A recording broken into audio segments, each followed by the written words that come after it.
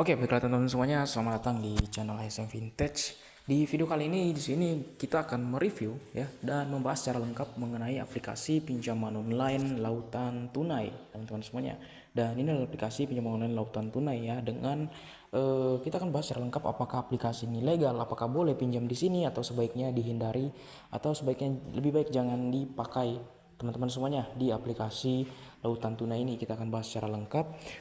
Namun sebelum itu mohon support dan dukungan dari teman-teman untuk subscribe channel HSM Vintage ini untuk mendapatkan informasi seputar review aplikasi pinjaman online, informasi keuangan dan juga informasi seputar investasi. Nah, jadi untuk aplikasi lautan tunai ini kita langsung saja bahas secara lengkap.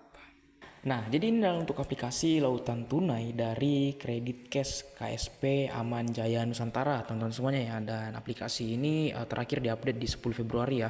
Dan aplikasi ini sudah mendapatkan lebih dari 22.000 ulasan ya dengan rating 4,4. Dengan jumlah download ini sangat-sangat banyak, 500.000 kali di-download, teman-teman.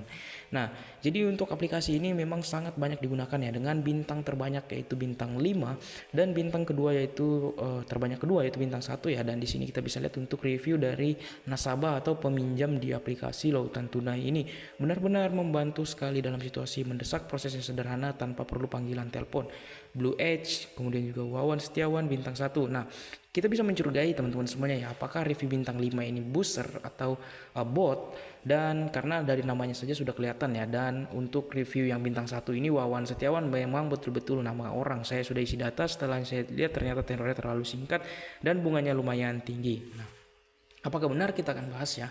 Ya, jadi untuk aplikasi lautan tunai ini adalah salah satu vintage ilegal ya. Nah, jadi langsung saja saya katakan adalah salah satu pinjol ilegal yang dimana untuk pengajuan di aplikasi ini ketika teman-teman download aplikasinya, mereka meminta untuk mengakses data-data pribadi teman-teman seperti ingin mengakses galeri, kontak, kemudian juga log panggilan, ingin mengakses kamera, mikrofon dan lain-lain ya. Itu berbau dengan hal sensitif yang ada di HP kita karena berkaitan dengan data pribadi ya. Dan aplikasi ini juga teman-teman untuk pinjam di sini itu membutuhkan sertifikasi identitas atau KTP, kemudian atau verifikasi wajah juga.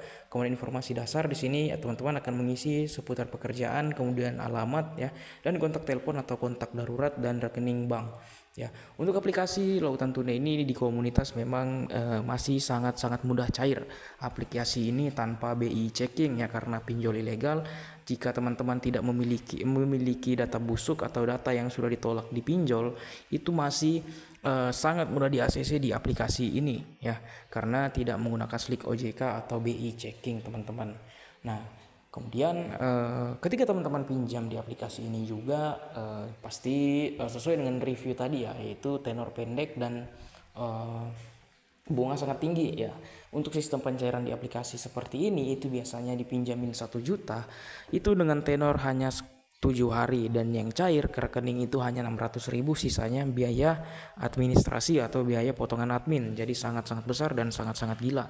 Dan biasanya untuk aplikasi pinjaman online ilegal seperti ini akan menagih nasabahnya walaupun belum jatuh tempo. Biasanya sekitar 4 hari uang tersebut masuk rekening, mereka sudah menagih teman-teman dengan mengancam untuk melakukan sebar data.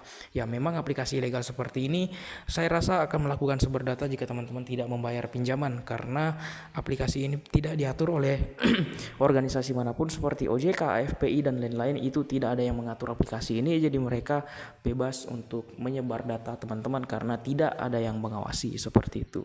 Kemudian aplikasi ini juga ketika teman-teman menginstal lebih baik jangan ya, karena walaupun teman-teman tidak pinjam tapi sudah menginput data pribadi, itu menurut saya sudah bahaya karena data pribadi teman-teman itu sudah masuk di database aplikasi lautan tunai ini, sehingga kedepannya apakah dijual atau disalahgunakan dalam hal kejahatan itu sudah kemungkinan bisa terjadi. Jadi saran saya dari pribadi, lebih baik jangan coba-coba untuk mengajukan pinjaman di pinjol ilegal seperti ini. Resikonya sangat besar, bunganya sangat tinggi, tenornya sangat pendek, dan sebar data pribadi. Nah, jadi untuk pembahasan tentang aplikasi pinjaman lautan tunai ini sudah cukup sampai di sini. Semoga informasi ini bermanfaat. Sekian dan terima kasih.